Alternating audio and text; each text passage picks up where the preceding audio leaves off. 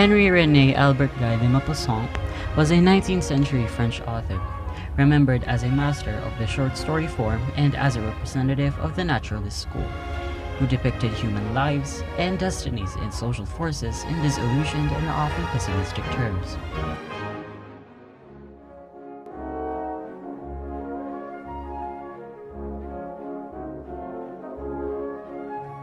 Henri-René Albert Guy de Maupassant was born on 5th of August 1850 at the Château de Miromesnil Castle, Miromesnil near Dieppe in Seine-Inférieure, now Seine-Maritime Department in France. He was the first son of Laure de Poitvin and Gustave de Maupassant, both from prosperous bourgeois families. His mother urged his father when they married in 1846 to obtain the right to use the particular or form de Maupassant instead of Maupassant as his family name, in order to indicate noble birth.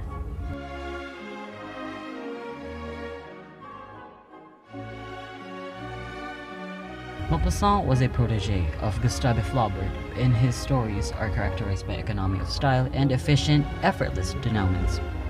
Many are set during the Franco-Prussian War of the 1870s, describing the futility of war and the innocent civilians who, caught up in events beyond their control, are permanently changed by their experiences.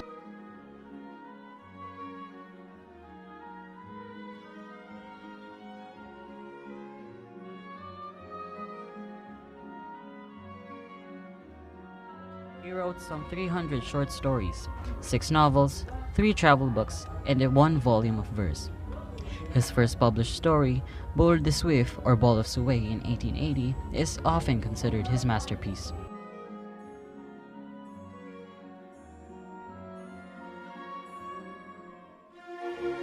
He was known to consume hallucinogens and may have drawn on the experiences with these substances for his stories.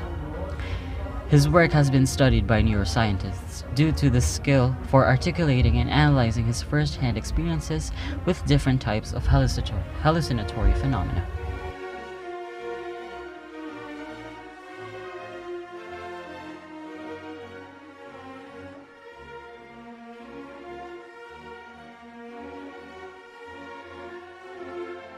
The first locale of the story is the Loisel apartment, which is plainly furnished but adequate to their needs.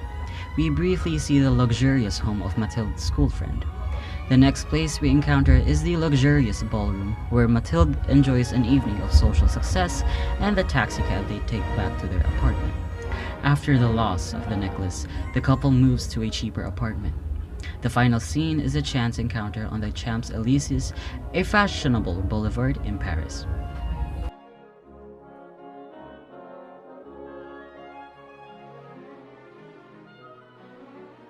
Mathilde Loisel. A beautiful woman who yearns for a life of luxury and wealth. When she is invited to a fancy party, she borrows a necklace from her wealthy friend, Madame Forestier, because she refuses to go to the party without expensive jewels and a beautiful gown. After a night of happiness, during which she immerses herself in the life of glamour that she believes she deserves, she spends the next 10 years paying for her fleeting happiness as a result of losing the borrowed necklace.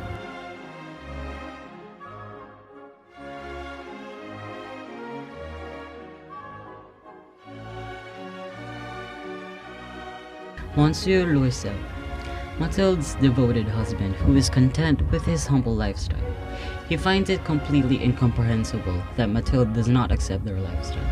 Nonetheless, he appeases her desires for glamour and fun because he wishes for her to be happy.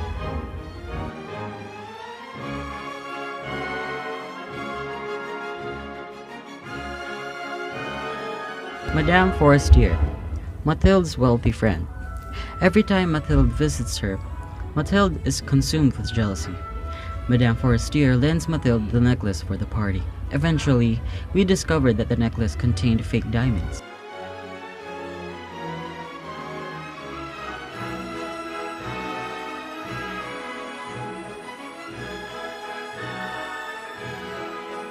Georges Ramponneau and Madame Georges Ramponneau. Georges Ramponneau is the Minister of Public Instruction, a superior of Monsieur Loisel. This married couple throws the party that the Loisels attend. The short story The Necklace by Guy de Maupassant takes place in France several hundred years ago. Mathilde Loisel lives in a flat with her husband, who works as a clerk for the Minister of Education. Their lives are not luxurious, but they are not poor, merely simple. Mathilde, however, longs to be rich. She envies her friend Jean, who has a large house and lots of jewelry. One day, her husband brings home an invitation to a ball. He thinks his wife will be excited to attend such a fancy party, but instead she is upset. She complains that she has nothing suitable to wear to such an extravagant occasion. Her kind husband agrees to give her the 400 francs that he had been saving to buy a new rifle to get herself a gown. The week of the party, Mathilde seems anxious again. When her husband asks her why, she frets that she has no jewelry to wear with her dress. He suggests that perhaps she could borrow something from her friend Jean for his dear. Mathilde goes to Jean's house and picks out a sparkling diamond necklace to borrow.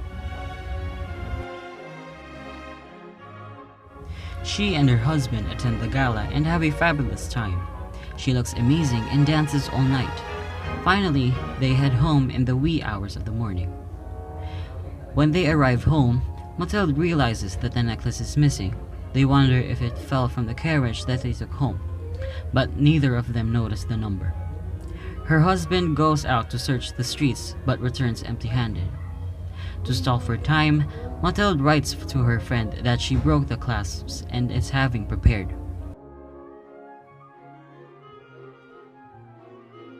In the meantime, they find another necklace that matches the missing one, but it costs 36,000 francs.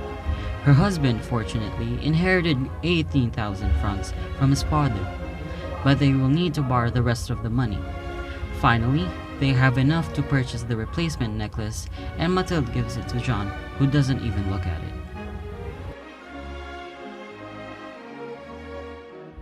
The next 10 years, Mathilde's life changes dramatically. They move to a smaller apartment where she has to cook and clean for herself.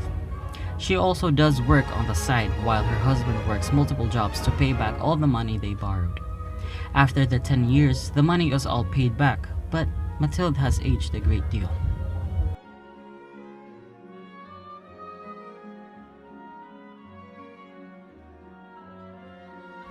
One day, she sees Jean Forestier on the street. She decides to tell her the truth about the necklace.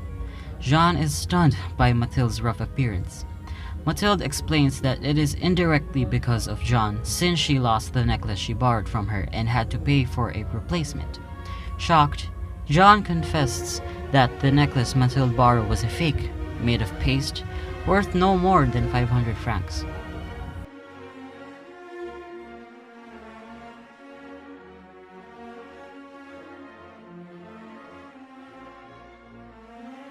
Clearly, the lesson of the story is that honesty is the best policy. If Mathilde had been honest with her friend from the start, she would have learned that the necklace wasn't made of real diamonds and would have not wasted 10 years for paying the replacement.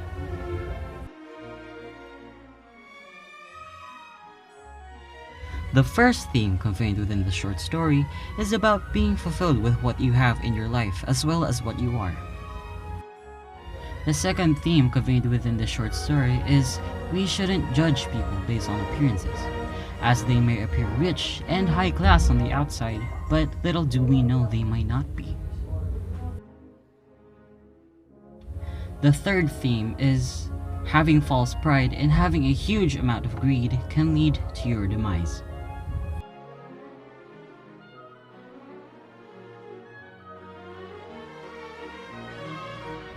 The fourth theme is that the necklace teaches that we must not think beyond our limits.